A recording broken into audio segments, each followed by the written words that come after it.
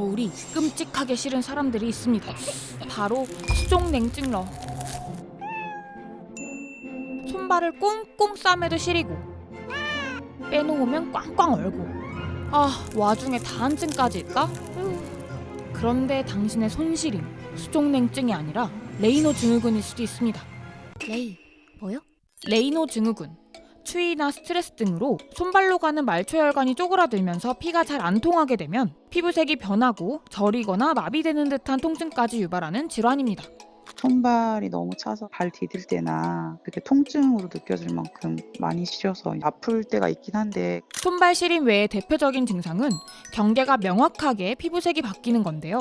혈관 수축으로 피부색이 창백해지다가 파래질 수도 있고 움츠러든 혈관이 10여 분 후 풀리면서 손발이 붉어지거나 얼룩덜룩해지기도 합니다. 그럼 수족냉증과 레이노 증후군을 어떻게 구분해야 할까요? 항상 손발이 차갑고 온몸이 다 시리고 따뜻해진 곳에서도 개선이 잘 안 되고 이러면 수족냉증에 가깝다고. 차갑게 됐다가 따뜻한 곳에 오면 잘 회복이 되고 주변 정상 조직 경계가 명확한 색깔 변화가 있으면 레이노 증후군을 생각할 수 있고요. 레이노 증후군은 두 가지 유형으로 나뉩니다.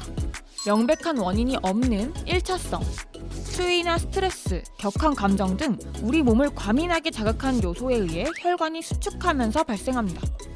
내가 차갑고 추운 환경에 너무 오래 노출되거나 손이 젖은 상태로 추운 곳에서 너무 오래 일하거나 이런 건 레이노 증후군을 유발할 수 있거든요. 이 경우에는 혈관이 구조적으로 바뀌지 않고 쪼그라들기만 해서 다른 합병증을 유발하지는 않는 편입니다. 그래서 1차성 레이노 증후군은 전체 인구 중 3%에서 5% 정도 관찰된대요. 꽤 흔하죠? 원인 질환이 있는 2차성, 기저질환이 있거나 면역세포가 자기 몸을 공격해 여러 신체 부위에 이상이 생기는 자가면역 질환을 가지고 있으면 레이노 증후군이 나타날 가능성이 있어요. 대표적인 자가면역 질환으로 류마티스 관절염, 루푸스, 전신경화증 등이 있답니다. 전신경화증 환자 거의 대부분 레이노 증후군을 가지고 있기 때문에 그 진단에 중요한 단서가 됩니다. 물론 레이노 증후군이 있다고 해서 무조건 자가면역 질환자라고 볼 수는 없습니다. 하지만 기저질환이 있다면 레이노 증후군이 수반될 가능성이 존재한다는 뜻이죠. 그럼 레이노 증후군은 어떻게 치료할까요? 레이노 증후군은 발병 원인을 차단하는 게 중요합니다.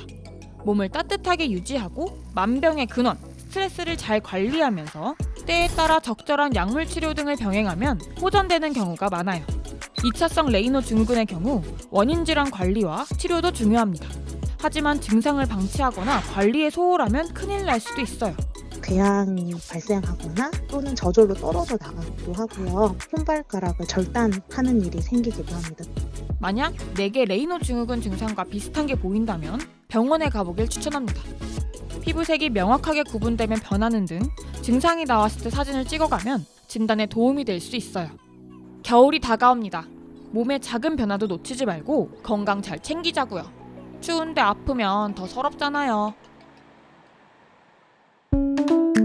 이번 영상을 만든 PD가 추천하는 영상도 보고 가세요. 스브스 뉴스의 다른 영상을 즐기시려면 구독 버튼을 꼭 눌러주세요.